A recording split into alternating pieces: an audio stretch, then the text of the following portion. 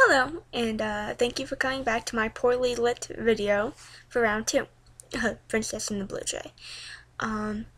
This is the first chapter of it. I just finished it, and I thought I'd share it right away, so here we are.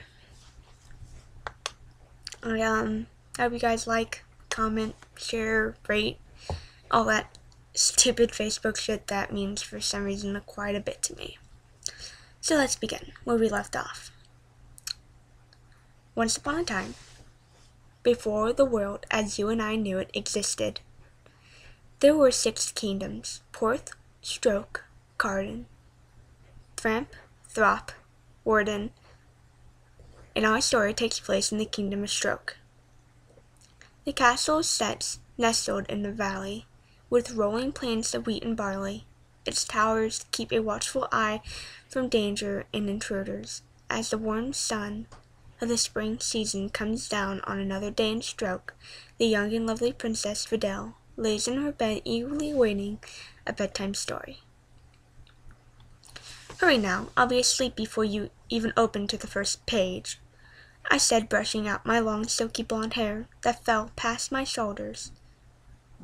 Finally, my bedmaid walked out of my adjoining library and into my room with a small light. "I apologize for the wait, Your Highness." She bowed, but I didn't see it.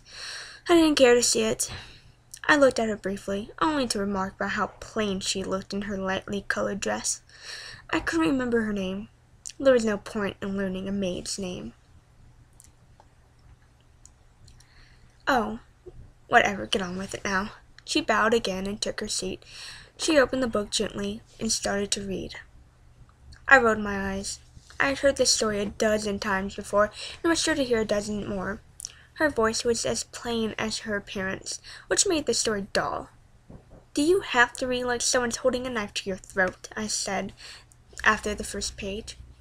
"I apologize, my lady. How would you have me read it?" I grabbed the book from her and stood up on my bed and read it.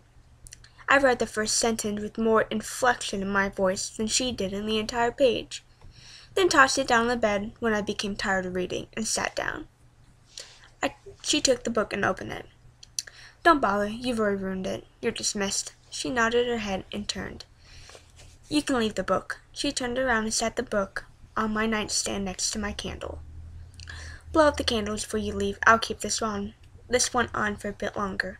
As she moved from candle to candle, I took the heavy, bounded book and placed it in my lap. "Good night, my lady." I waved my hand to her, too busy with looking at the pictures to care. When she was gone, I crawled out of bed, my feet hitting the cold floor, and with my candle and my book in my hand, I walked across the room and into my library. It was a library of her very own, with stories from different countries and writers the world over, each bound in heavy leather, and each a present from her father.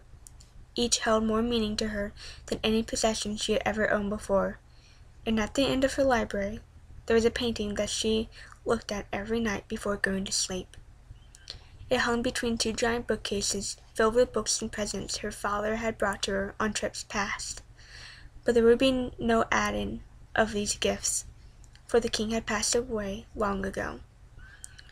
I gazed upon my father's familiar face. His beard grew down to his chest, and his hair was gray from age. Though the painting was massive, it was remarkable how closely it looked to him. The painting had captured everything, to the small scar on his nose, to the twinkle of life in his eyes. My heart dropped every time I saw it. There were dozens of portraits all over the castle of my father, but this one was the only one that held what little life he still had at the time. As the princess fantasized about the deep tone of her father's voice as it called out to her, her mind drifted to past memories, and through the dark, gloomy castle you could almost hear him. "Look how big you've got while I was away. You're almost a fully grown princess. All you're missing is your prince." Something silver caught her eye, and she was taken out of her memory. She walked close to the painting and leaned in. There was a name that was written in silver ink where the canvas met the frame. She didn't bother to read it, only wondered how she'd missed it before. Suddenly angry at the artist for besmirching her father's painting, she turned and left the library, slamming the doors behind her.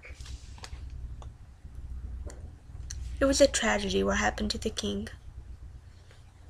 It was a tragedy that he had been stripped away from her.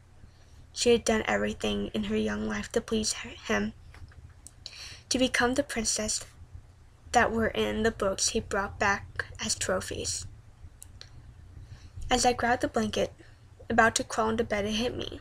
I was a princess, but with no prince. In every story I had read, in every book in my library, all you really needed was a prince to be a princess. You're almost a fully grown princess. All you're missing is your prince. All I'm missing is my prince. I grabbed my robe and threw it over my nightgown and ran to my bedroom door. I ran down the palace chambers, passing guards as they shouted at me. But this ideal was too big to keep in me any longer. My legs carried me fast to my mother's chambers, where I threw open the doors. My mother sat perched by her table mirror, taking down her long, gorgeous hair from its braids. "Honey, what's wrong? What's the matter?" she said, surprised, as I ran into her arms. "Mother, I want to become a real princess," I said breathlessly. She only laughed at me. "But darling, you are a real princess." "No, Mother, I need a prince, a prince." She looked at me wide-eyed and dumbstruck. "Riddell, do you understand, child, what you're asking from me?" Of course, Mother, I want to get married." End of chapter 1. That's all I got. Hopefully chapter 2 will be up soon. I know how I'm supposed to get to the places in my story, but I don't know how to write that. So it's going to take me a little time. I'm sorry that this video was so long. It was a chapter. So, be good, subscribe. See you guys later. Thanks for wasting 7 minutes and 30 seconds of your life.